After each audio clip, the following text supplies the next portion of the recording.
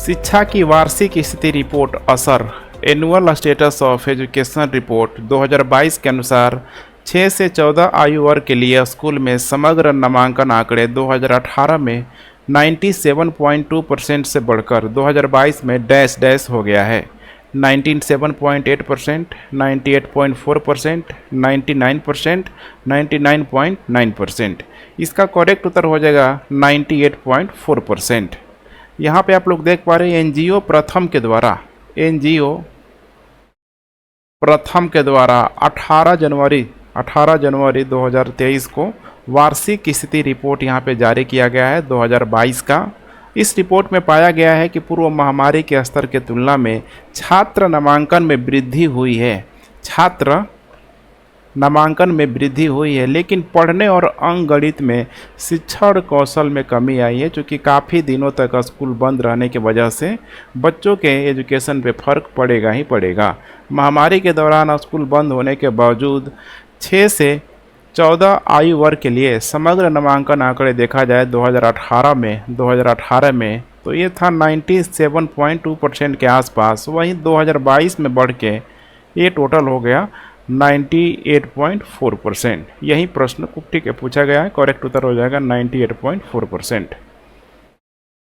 Indo Russian rifle private limited ने अमेठी में Korwa ordnance factory में डैश डैश की निर्माण प्रक्रिया शुरू की है। इसमें कुछ इंपॉर्टेंट यहाँ पे देख पा रहे हैं, राइफल है, इसका यहाँ पे नाम मेंशन किया गया है, करेक्ट उत्तर बताना है। जैसे कि AK-203 असॉल्ट राइफल है, AK-405 असॉल्ट राइफल 1 है, पिस्टल ऑटो यहाँ पे 9mm 1A की 1B1 इंसास असॉल्ट राइफल है। इसका करेक्ट उत्तर हो जाएगा यहाँ पे, ठीक है, इसका करेक्ट उत्तर हो जाएगा ए, AK-203 असॉल्ट राइफल। AK-20 की यहाँ पे सीरीज है, जैसे कि 203 भी है यहाँ पे असॉल्ट राइफल, ठीक है। Indo Russian rifle private limited ने अमेठी के कोरवा आयुध निर्माणी में AK-203 असॉल्ट राइफलों के निर्माण की प्रक्रिया शुरू कर दी है। इसने भारत को रूस के बाहर AK-200 सीरीज की असॉल्ट राइफलों का निर्माण शुरू करने वाला पहला देश बना दिया है। यहाँ पे आप देख पा रहे हैं मानवता की सेवा के लिए शीर्ष बहरीन नागरिक पुरस्कार ISA पुरस्कार किसने जीता हुआ है? Doctor Mahavir Pun, doctor Anuradha Koirala, doctor Anup Mishra, doctor Sanduk Ruit. इसका करेक्ट उत्तर हो जाएगा डी, डॉक्टर संदूक रुत। हिमालयन कैटरेक्ट प्रोजेक्ट के सह संस्थापक,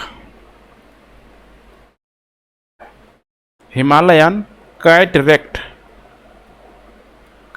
प्रोजेक्ट के संस्थापक डॉक्टर संदूक रुत ने मानवता की सेवा के लिए ISA अवार्ड जीता है, जो बहरीन का शीर्ष नागरिक पुरस्कार है। यहाँ पे देख पा रहे हैं यही है ISA अवार्ड, जो बहरीन का शीर्ष नागरिक पुरस्कार है।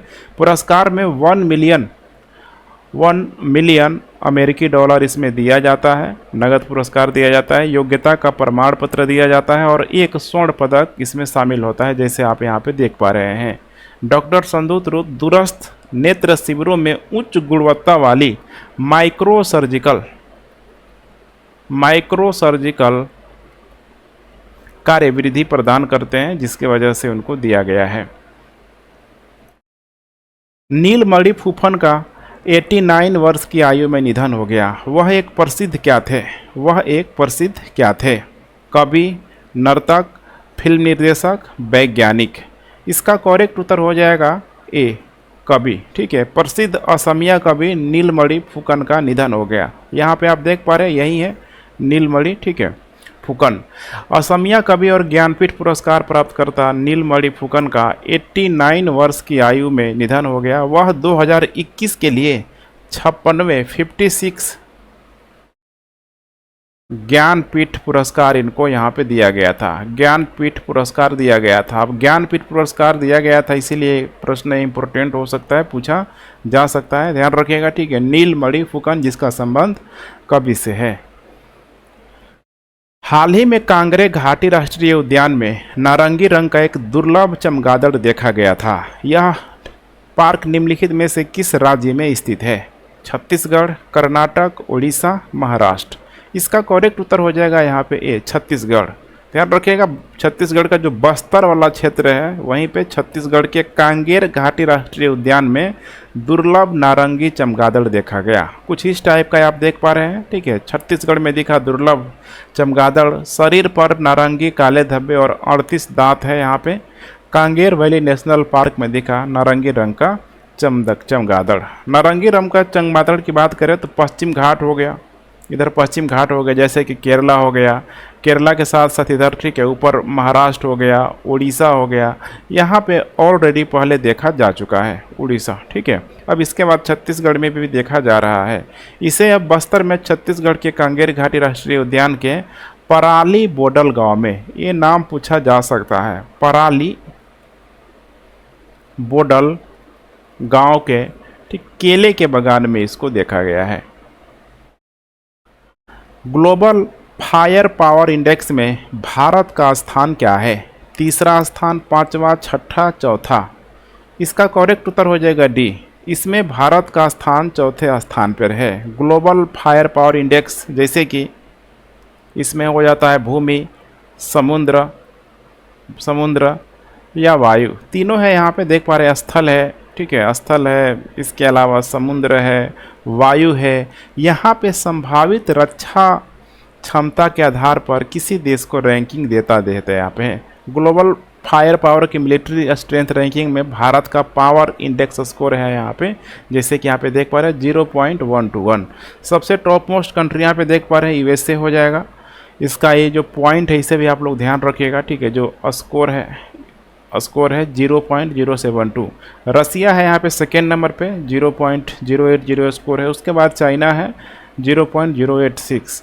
चौथे नंबर पे है यहाँ पे भारत और पाँचवें नंबर पे है यहाँ पे जापान, ठीक है। पाकिस्तान का भी ध्यान रखिएगा, यहाँ पे देख पा रहे हैं, ठीक है, 0.20 है यहाँ पे, 0.208 के आसपास है। विकासशील देशों के लिए अनुसंधान एवं सूचना प्रणाली, RIS, इसको बोला जाता है रिसर्च इंफॉर्मेशन सिस्टम, ने समुद्री अर्थव्यवस्था और कनेक्टिविटी के लिए एक केंद्र स्थापित करने के लिए निम्नलिखित में से किसके साथ एक समझौता ज्ञापन पर हस्ताक्षर किया है? भारतीय बंदरगाह संघ, रक्षा अनुसंधान और विकास संगठन, शिपिंग कॉरपोरेशन ऑफ इंडिया, भारतीय तट रक्षक। इसका करेक्ट उत्तर हो जाएगा यहाँ पे भारतीय बंदरगाह संघ, IPA जिसको बोला जाता है, ठीक है। विकासशील देशों के लिए अनुसंधान एवं सूचना प्रणाली और भारतीय बंदरगाह संघ ने समुद्री अर्थव्यवस्था और कनेक्टिविटी संघ स्थापित करने के लिए एक समझौता ज्ञापन पर हस्ताक्षर किया है। किसके साथ? भारतीय बंदरगाह संघ। ध्यान रखिएगा, भारतीय बंदरगाह संघ। अंडमान और निकोबार द्वीप समूह में ग्रेटर निकोबार में गलाथिया बे में, ठीक है, ध्यान रखिए गलाथिया बे, जैसे कि आप लोग इमेज में यहाँ पे देख पा रहे हैं, यही है गलाथिया बे, ठीक है। ग्रेटर निकोबार एरिया में गलाथिया बे के नाम से, गलाथिया के नाम से यहाँ पे एक, ठीक है, पार्क भी देखने के लिए मिल जाएगा, ध्यान रखिएगा, ठीक है। तो गलाथिया बे में ट्रांसपोर्ट पोर्ट की प्रस्तावित परियोजना बिम्स्टेक देशों के लिए बहुत उपयोगी होगी। बिम्स्टेक देशों के लिए बहुत उपयोगी होगी, ठीक है। तो बिम्स्टेक में कौन कौन से कंट्री यहाँ पे शामिल है, ज़रूर आप लोगों को ध्यान में रख के चलना होगा, ठीक है। मैंने कितने बार यहाँ पे बता चुका है आप लोगों को। सरकार ने वायु गुणवत्ता की निगरानी के लिए एक नई प्रौद्योगिकी प्रणाली शुरू की। इसके बारे में निम्नलिखित में से कौन सा कथन सही है? इलेक्ट्रॉनिक और सूचना प्रणाली सचिव अलकेश कुमार शर्मा ने वायु गुणवत्ता निगरानी प्रणाली, यहाँ पे देख पा रहे हैं, इसका नाम है AIAQMS, ठीक है, V वर्सेस यहाँ पे 1.0 के लिए तकनीक लॉन्च की है। बिल्कुल ये सही है यहाँ पे, ठीक है, बिल्कुल ये सही है। यह केवल PM 1.0 और PM 2.5 पर्यावरण प्रदूषकों की निगरानी करेगा। अब केवल जैसे लगा रहे वनली, सिर्फ, ठीक है, तो आप अगर श्योर नहीं है तो मैं बार बार बोलता हूँ कि उसको आप गलत मान के चले। जैसे यहाँ पे लगा है यहाँ पे, ठीक है, तो मैं गलत मान के चल रहा हूँ और ये बिल्कुल सही है। यह PM 1.0 हो गया, PM 2.5 हो गया। इसके अलावा और भी जो पार्टिकुलेट जो मैटर होता है, जैसे कि 10.0 sulphur dioxide, nitrogen dioxide, carbon monoxide, ठीक है। इसके अलावा यहाँ पे ऑक्सीजन हो जाएगा। इन सहित यहाँ पे पर्यावरण प्रदूषकों की निगरानी करेगा, ना कि सिर्फ और सिर्फ दो को यहाँ पे, ठीक है। PM 1.0 और PM 2.5 सबको ये निगरानी करेगा। भारतीय सेना ने डैश डैश में चुनौतियों की पहचान करने के लिए सैन्य रण क्षेत्रम 2.0 का आयोजन किया। साइबर सुरक्षा, युद्ध तकनीक, हथियारों का आधुनिकरण, ऊपर के सभी। इसका करेक्ट उत्तर हो जाएगा यहाँ पे ए, साइबर सुरक्षा। भारतीय सेना ने साइबर सुरक्षा खतरों पर संगोष्ठी सह कार्यकाल माने कार्यशाला सैन्य रण क्षेत्रम 2.0 का आयोजन किया। यहाँ पे देख पा रहे हैं सैन्य रण क्षेत्रम 2.0 किससे संबंध है? A cyber threat initiative organize by the Indian Army. मुख्यालय सेना प्रशिक्षण कमान के तत्वाधान में अक्टूबर 2022 से जनवरी 2023 तक सैन्य रण क्षेत्रम का दूसरा संस्करण आयोजित किया जा रहा है। सैन्य रण क्षेत्रम साइबर सुरक्षा चुनौतियों की पहचान करने और अभिनव समाधान विकसित करने के लिए एक हैकथॉन है। हैकथॉन। नेक्स्ट, पर्यटन मंत्रालय अप्रैल 2023 में प्रथम वैश्विक पर्यटन निवेशक शिखर सम्मेलन की मेजबानी कहाँ करेगा? मुंबई, भोपाल, नई दिल्ली, चेन्नई। इसका करेक्ट उत्तर हो जाएगा यहाँ पे सी, नई दिल्ली में। दिल्ली में अप्रैल 2023 में पर्यटन मंत्रालय द्वारा पहले वैश्विक पर्यटन निवेशक शिखर सम्मेलन की मेजबानी की जाएगी। केंद्र सरकार भारत के G20 प्रेसिडेंसी के तत्वाधान में अप्रैल 2023 तक नई दिल्ली में भारत का पहला वैश्विक पर्यटन शिखर सम्मेलन आयोजित करेगा। शिखर सम्मेलन में भाग लेने वाले सभी कौन होंगे? यहाँ पे G20 सदस्य देशों को आमंत्रित किया जाएगा, जो ऑलरेडी हो चुका है, देखा हम लोगों ने बहुत धूमधाम से, ठीक है। इसको सेलिब्रेट किया गया। कौन सा देश ऋण पुनर्गठन के लिए श्रीलंका को आश्वासन देने वाला पहला लेनदार देश बन गया है? चीन, भारत, अमेरिका, जापान। इसका करेक्ट उत्तर हो जाएगा भारत। विदेश मंत्री डॉक्टर सुब्रमण्यम जयशंकर ने कहा कि भारत कठिन समय में श्रीलंका के साथ हमेशा खड़ा रहा है। विदेश मंत्री 19 से 20 जनवरी तक श्रीलंका की आधिकारिक यात्रा पे थे। भारत ने अंतर्राष्ट्रीय मुद्रा कोष को वित्तीय आश्वासन भेज दिया है। इस तरह यह संकटग्रस्त राष्ट्र के ऋण पुनर्गठन कार्यक्रम को आधिकारिक रूप से समर्थन देने वाला श्रीलंका का पहला लेनदार बन गया है। भारत का कदम श्रीलंका को IMF से 2.9 बिलियन अमेरिकी डॉलर के महत्वपूर्ण पैकेज के करीब ले जाता है। हो सकता है कि भारत की पहल से उसको मिल जाए और अपने ऋण को कम करने में मदद मिले। IIT मद्रास इनक्यूबेटेड फर्म ने स्वदेशी रूप से विकसित मोबाइल ऑपरेटिंग सिस्टम बनाया। ऑपरेटिंग सिस्टम का नाम क्या है? भार OS, palm OS, selfish OS, Chrome OS। इसका करेक्ट उत्तर हो जाएगा ए, भार OS।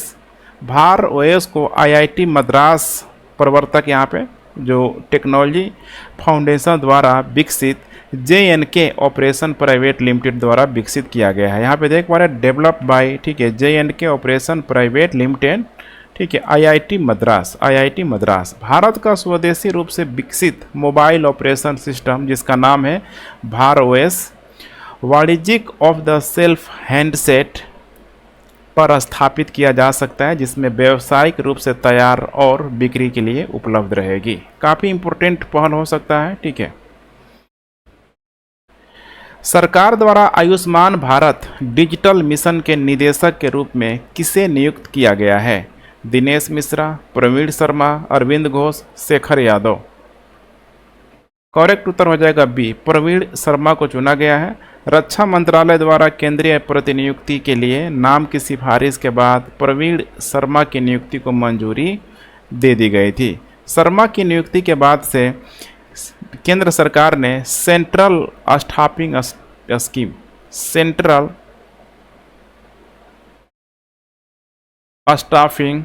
स्कीम के तहत 5 साल की अवधि के लिए मंजूरी दी है। आयुष्मान भारत डिजिटल मिशन सितंबर 2021 में प्रधानमंत्री के द्वारा एक वीडियो कॉन्फ्रेंस के माध्यम से लॉन्च किया गया था। आयुष्मान भारत को 2021 के सितंबर में यहाँ पे कुछ इंपॉर्टेंट फीचर्स है, इसे आप लोग देखने का जरूर प्रयास करें। आयुष्मान भारत पीएमजेएवाई ने गरीबों की एक बहुत बड़ी चिंता दूर कर दी है। इस योजना के तहत अभी तक 2 करोड़ से अधिक देशवासियों ने मुफ्त इलाज की सुविधा का लाभ उठाया है, जिनमें से आधी संख्या महिलाओं की है। आयुष्मान भारत डिजिटल मिशन अब देश भर के अस्पतालों के लिए डिजिटल स्वास्थ्य समाधानों को एक दूसरे से जोड़ेगा। सरकार द्वारा लाए गए स्वास्थ्य देखभाल समाधान देश के वर्तमान और भविष्य के लिए एक बड़ा निवेश है। जब हमारे स्वास्थ्य अवसंरचना को एकीकृत और मजबूत किया जाता है तो इससे पर्यटन क्षेत्र भी विकसित होता है। नागरिक उड्डयन 2023 के लिए एसोचैम इसका मतलब होता है ASSOCHAM the association chamber of commerce and industry of India. इसी को बोला जाता है भारतीय वाणिज्य एवं उद्योग मंडल। 14वें अंतर्राष्ट्रीय सम्मेलन सह पुरस्कार में किस हवाई अड्डे को सर्वश्रेष्ठ सतत ग्रीनफील्ड हवाई अड्डे का पुरस्कार मिला? सरदार वल्लभ भाई पटेल अंतर्राष्ट्रीय हवाई अड्डा, गुरु रामदास जी अंतर्राष्ट्रीय हवाई अड्डा, नेताजी सुभाष चंद्र बोस अंतर्राष्ट्रीय हवाई अड्डा, न्यू गोवा मनोहर अंतर्राष्ट्रीय हवाई अड्डा। इसका करेक्ट उत्तर हो जाएगा डी, न्यू गोवा मनोहर अंतर्राष्ट्रीय हवाई अड्डा। इसी को सर्वश्रेष्ठ सतत ग्रीनफील्ड हवाई अड्डे का पुरस्कार दिया गया है। नए उद्घाटन किए गए गोवा के हवाई अड्डे ने नागरिक उड्डयन 2023 के लिए एसोचैम के 14वें अंतर्राष्ट्रीय सम्मेलन में सह पुरस्कार में विमानन स्थिरता और पर्यावरण के तहत पुरस्कार जीता हुआ है। भारतीय वाणिज्य एवं उद्योग मंडल, इसी को बोला जाता है एसोचैम, भारत के वाणिज्य संघों की प्रतिनिधि संस्था है। इसकी स्थापना हुई थी 1927 में इसकी स्थापना हुई थी। अभी इसके वर्तमान में जो अध्यक्ष है जिनका नाम है विनीत अग्रवाल।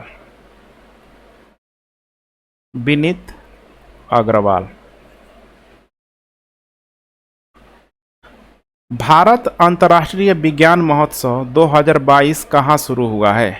चेन्नई, अहमदाबाद, भोपाल, हैदराबाद।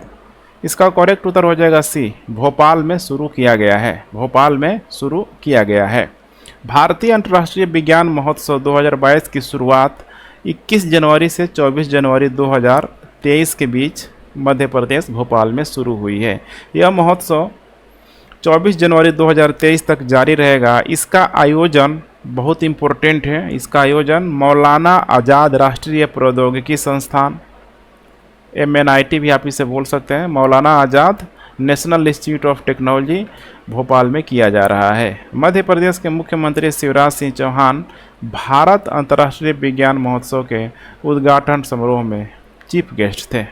मुख्य अतिथि कौन था यहाँ पे? तो शिवराज सिंह चौहान।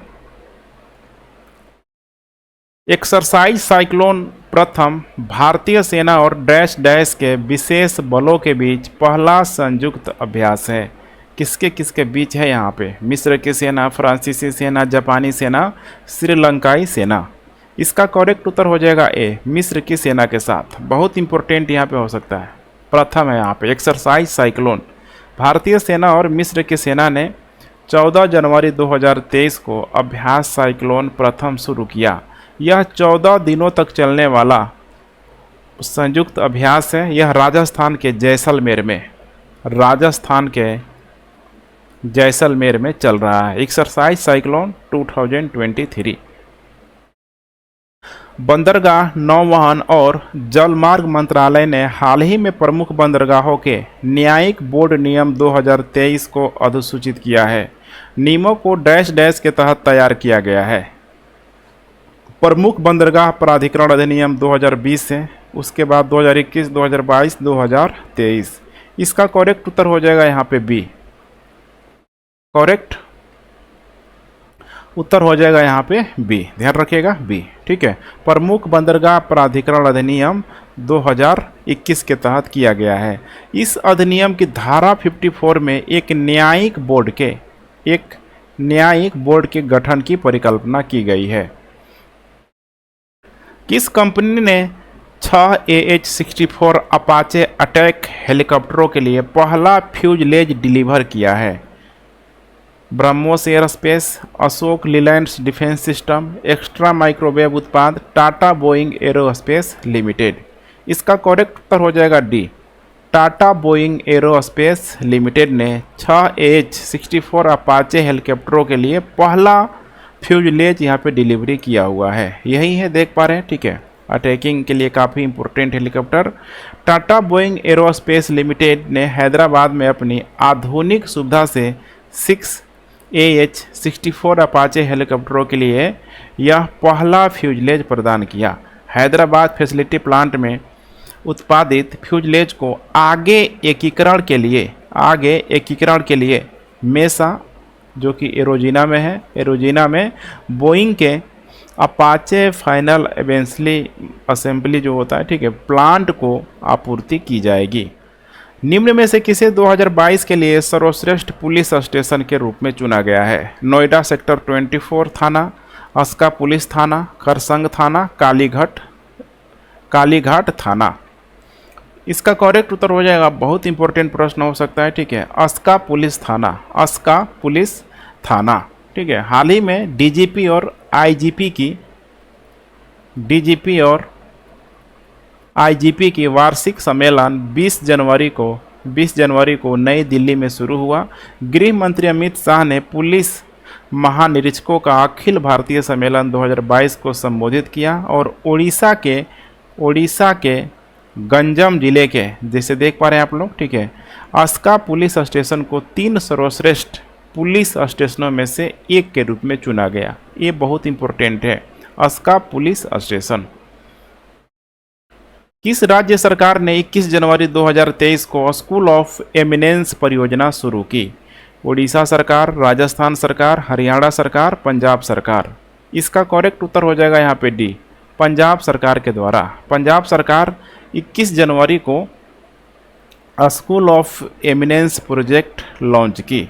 यहाँ पे आप देख पा रहे हैं पंजाब स्कूल ऑफ एमिनेंस योजना, ठीक है। मुख्यमंत्री श्री भगवंत सिंह मान द्वारा Indian school of business Mohali में स्कूल ऑफ एमिनेंस परियोजना का शुभारंभ किया गया। इस प्रोजेक्ट के तहत पंजाब जो सरकारी जो क्लास है, खासकर 9 से लेके 12वीं तक मौजूद सरकारी स्कूलों को स्कूल ऑफ एमिनेंस में अपडेट करेगी। अब यह स्कूल ऑफ एमिनेंस क्या है? तो जैसे कि गरीब बच्चों को ध्यान में रख के किया जा रहा है, इसके अंतर्गत पंजाब के सभी सरकारी स्कूलों को टेक्नोलॉजी से बेहतर बनाया जाएगा, बच्चों को प्रोफेशनल कोर्सेज के लिए रेडी किया जाएगा। सरकारी स्कूल आप समझ सकते हैं, ठीक है। तो लग रहा है कि यहाँ पे भी दिल्ली मॉडल को पूरी तरीके से अपनाया जा रहा है।